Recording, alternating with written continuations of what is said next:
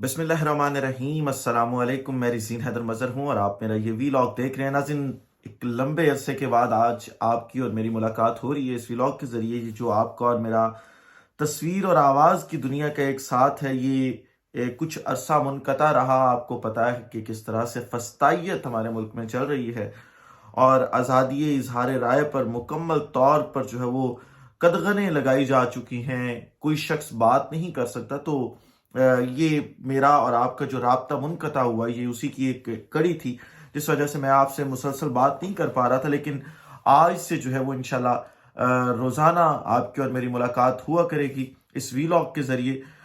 तो आज के वीलॉग में मैं दरअसल उस कौम की बेटी का एक ख़त आपके सामने रखना चाहता हूँ, जो इस वक्त मेरे सामने पड़ा है यहाँ पे। और वो ख़त ऐसा है कि मैं आपको बताऊं, जब मैंने ख़त पढ़ा तो मुझे ये लगा कि यार, कोई ख़ातून इतनी बहादुर भी हो सकती है क्या?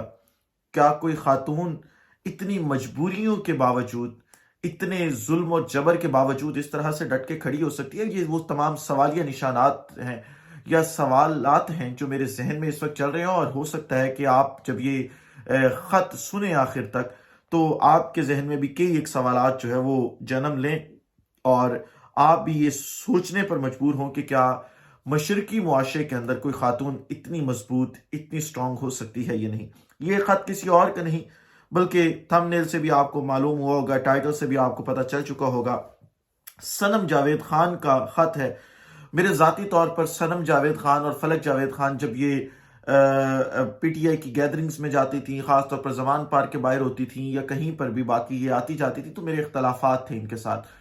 मैं समझता था कि ये वो लोग हैं जो सिर्फ खान के नाम पे पॉपुलैरिटी समेटने की कोशिश कर रहे हैं और जब कोई मुश्किल वक्त आएगा तो ये लोग भाग जाएंगे, ये इमरान खान साहब के साथ खड़े नहीं होंगे। लेकिन सनम जावेद खान ने मेरे वो तमाम शकूक व शुबहात को दूर कर दिया है। और मैं ये बात कहने के ऊपर अब आप कह सकते हैं कि मेरे ज़हन में ये बात है कि फवाद चौधरी, असद उमर और बाकी ऐसे तमाम लोग जो प्रेशर बर्दाश्त ना कर सके, उनसे ये एक अदना सी खातून वर्कर बाजी ले गई जो आज तक इमरान खान साहब के साथ जो है वो डट के खड़ी है। सनम जावेद खान जेल से लिखती हैं कि मट्टी से बने तुम, मट्टी से बने हम, फिर क्यों खास हो तुम और क्यों आम है हम। क्या ये खत जो है ना, वो दरअसल सवालात पर मुश्तमिल एक खत है और सवालात ही कर रही हैं सनम जावेद खान जेल से बैठी। वो कहती हैं कि क्या डंडे के जोर पर पार्टियां खत्म होती हैं? क्या जबरदस्ती किसी की इज्जत, मोहब्बत और एहतराम को दिल से निकाला जा सकता है? क्या झूठी गवाही, झूठा इल्जाम, झूठी प्रेस कॉन्फ्रेंस करने वालों को सब माफ हो जाता है? हमारी तरबियत पर सवाल करने वालों ने एक 70 साल के आदमी, साबिक वजीर आजम को धक्के मारने वालों की तरबियत पर क्या सवाल किया? या एहतजाज पर क्यों गए? हमसे ये सवाल पूछने वालों ने ये पूछा कि लोगों के घरों की दीवारें फलांगने और दरवाजे तोड़ने का रिवाज किसने डाला?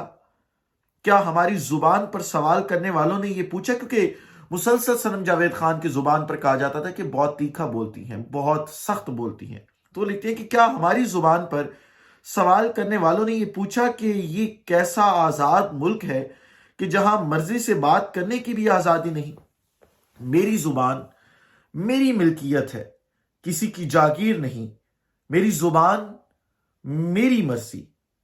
अपने बच्चों के लिए तो सभी मेहनत करते हैं, बल्कि पाकिस्तान तो क्या लंदन में भी जायदादें बनाते हैं, बल्कि सरे महल बनाते हैं। जबकि कौम के बच्चों के लिए मेहनत करने की हिम्मत और तो किसी को ना हुई, बल्कि सिर्फ मेरे लीडर इमरान खान को ही।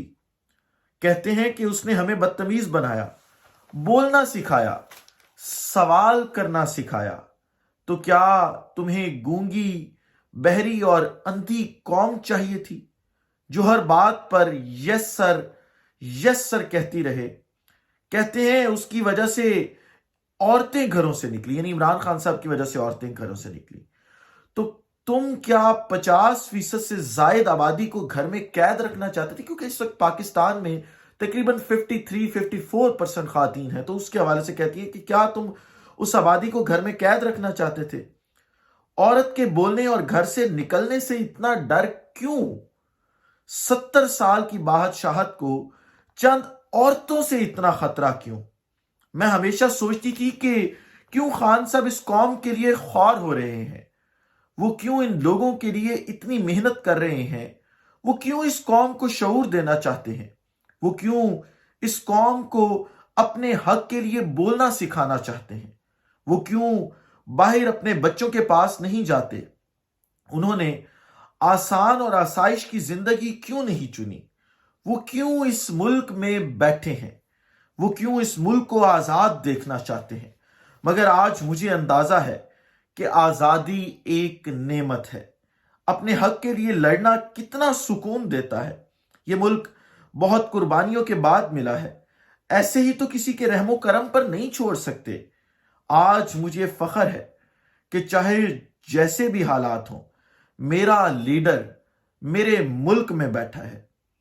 مجھے صرف ایک بیان دلوا کر کلین چٹ دینے کا کہا جاتا ہے، اور صرف ایک بیان سے مجھے کلین چٹ دینا چاہتے ہیں، لیکن وہ بیان میں کبھی نہیں دوں گی۔ میرے بچوں کو مجھ سے ملنے نہیں دیا جاتا۔ میری پیشی کے وقت پولیس والوں کو خصوصاً کہا جاتا ہے کہ اس کے بچے اس سے ملنے نہ پائیں۔ میرے شوہر اور میری پیشی ایک ہی دن میں ہوتی ہے، لیکن ہم دونوں کو ملنے نہیں دیا جاتا۔ یہ کہا جاتا ہے کہ یہ ایک دوسرے کو دیکھ بھی نہ پائے۔ یہ مجھے توڑنے کی کوشش کرتے ہیں۔ جیل میں موجود تھی اور پتہ چلا کہ میری بیٹی کی بازو ٹوٹی ہے، اور میرے ماں باپ نے یہ بات مجھے ایک ماہ تک نہیں بتائی، اور جب مجھے پتہ چلی تو میرے لیے ایک قیامت کا سا سما تھا۔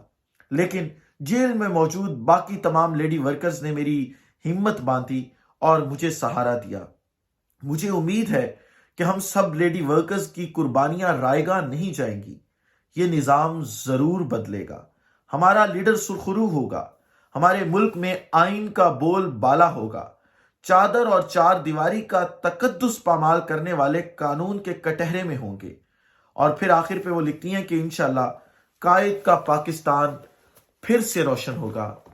میں اس کے اوپر مزید بات نہیں کروں گا، صرف یہ کہوں گا کہ کیا آپ نے اتنی بہادر خاتون زندگی میں دیکھی ہے؟ کبھی آپ نے کوئی ایسی خاتون دیکھی ہے جو جیل سے خط بھی لکھ رہی ہے اور اپنا ذکر نہیں کر رہی، اپنے بچوں کا ذکر نہیں کر رہی، بلکہ اپنی قوم سے سوالات پوچھ رہی ہے؟ اور یہ وہ سوالات ہیں جو اگلے 100 سال تک یہ قوم ہر شخص سے پوچھے گی۔